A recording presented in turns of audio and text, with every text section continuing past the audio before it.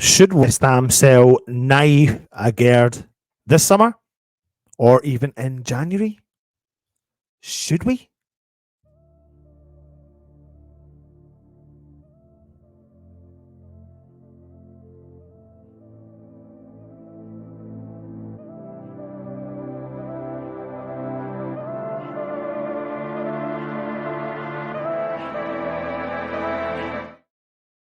Hello, everybody, and welcome back to the West Ham Network.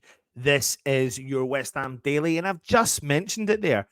Should West Ham sell Naif Aguerd? Now, West Ham were in the market for a left-sided, left-footer, centre-half, strong, dynamic, able to play with the ball on. We were desperate to sign that. Then when we signed Naif Aguerd from Stade Rennes, back in July of 2022. I'm not going to lie to you, I was absolutely buzzing to get the player over the line because I did have a bit of a keen interest in him. I remember watching him from Morocco, reason why we were always linked to Esri. So you had a keen interest in seeing what Morocco were capable of doing.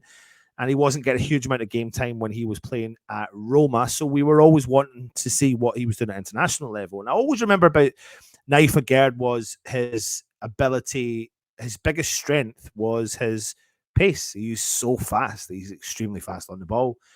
And I always felt that we lacked that. And we brought him in and we paid a really good hefty fee, 35 million euros, I believe, for him to come to West Ham. And I'm not going to lie to you, it was a position we desperately needed to strengthen in. And bang, pre-season, he gets himself injured against Rangers.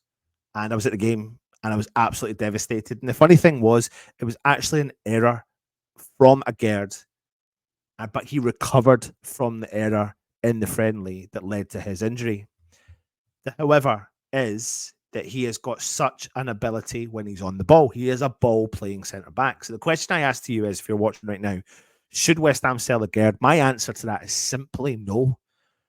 Because after he made his debut for the club properly, I was actually around about this time last year. So he's had about 2.5 seasons under his belt playing at the club. That's quite hard to believe considering he signed in July of 2022. But he was injured from pre-season. He went away with Morocco into the World Cup, came back to West Ham in January before he made his debut for the club, played 6 months or half the year last year and half of the season this year. And through that time, he's gone through so many changes at the club as well. We've gone from being really, really strongly in our defence to a bit more leaky in our defence. But in more recent weeks, obviously, he's been injured or been out due to having a flu, etc. But he hasn't been playing as much because of the injuries and the flu. But we have hit a bit of a run of form in terms of winning games, but also not conceding many goals. And he's been criticised a lot at West Ham for making the odd error. People sometimes saying he's a bit of a calamity, but the difference, I think, when you look at a player like Aguerd is that he's used to playing a high line. So West Ham didn't play so low block. When you look at last season, we tried to play that low block, but we were defensively on form.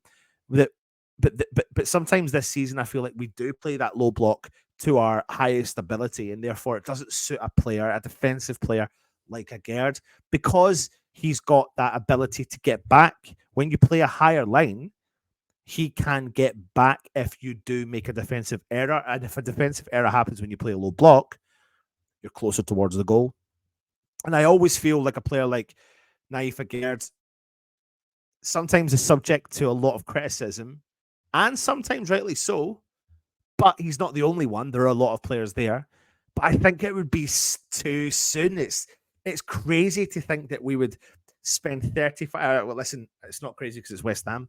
Spend 35 million euros and sell the player off on under that value. But he is, for me, a quality centre back and one that we should be looking to build around. If I'm being really honest with you, I do rate him. I think he's got a long-term future at this club, and that long-term future, I don't think we can base on 2.5 seasons. And I think that's where people fail to realise. It feels like he's been here a lot longer when he actually hasn't, because he's only played 2.5 seasons, of which he has missed a fair amount of games as well in that, due to a few injuries. So we've played 20 Premier League games and he's played 16 games for Europa League games as well.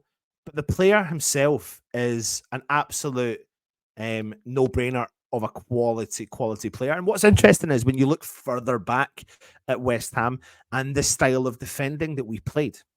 Now, I just take you back a few years, right? And I'm not digging out any of our players because I highly rate Craig Dawson. Of course I do. He's an urban legend. He's going to go down in folklore between the West Ham fans. Is that dynamic, quality. You didn't think anything of him, but when he left, he was going down as a bit of a geezer, wasn't he? So, but when you look back at when we played with, say, Craig Dawson, and even if you think about the times when we had Issa Diop, the two centre halves would play the ball, but would never think of a progressive pass. And what they would tend to do would always be play the ball back to a Fabianski. And if you played that ball back to Fabianski, it then meant that because the defense were playing the position and because we had the two defenders that we did, I'm just using the example of Diop and Craig Dawson, that they never had the progressive pass in them. So they would play the ball back a lot. And then they wouldn't come back and support Fabianski. So that would force Fabianski to smash the ball forward all the time. And because he was getting chased down by the wingers and the forwards from the opposition team.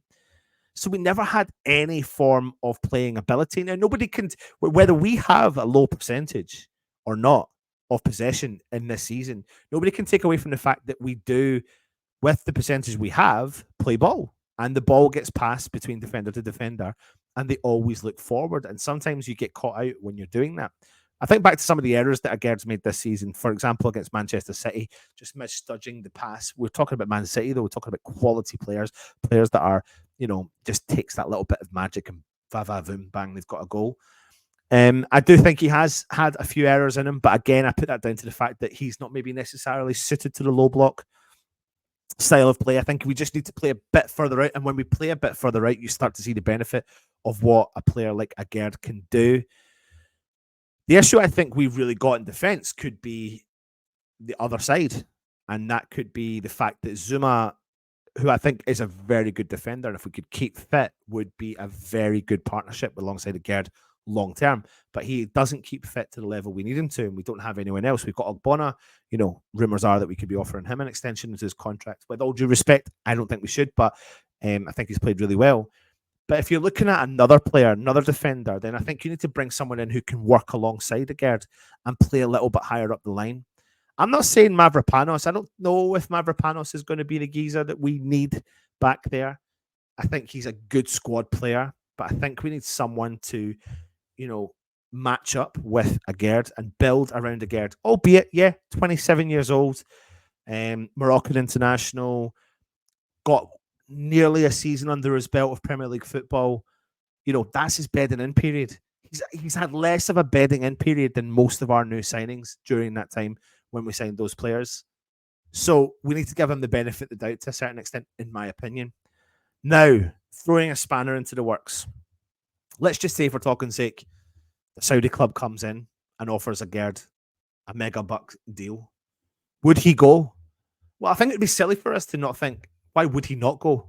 Why would he not go? You're talking about generational wealth here, right? I don't know really many players that may not knock back within reason generational wealth if there is a dramatic change in your salary.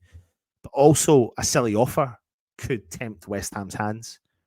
However, I don't think West Ham want to sell Aguerd. I don't think they have any interest in selling Aguerd. I think Moyes likes Aguerd, if I'm being really honest with you, and I like Aguerd. And I think he is a quality player. I really do. But of course, money talks. Saudi talks. The Saudi Premier League talks.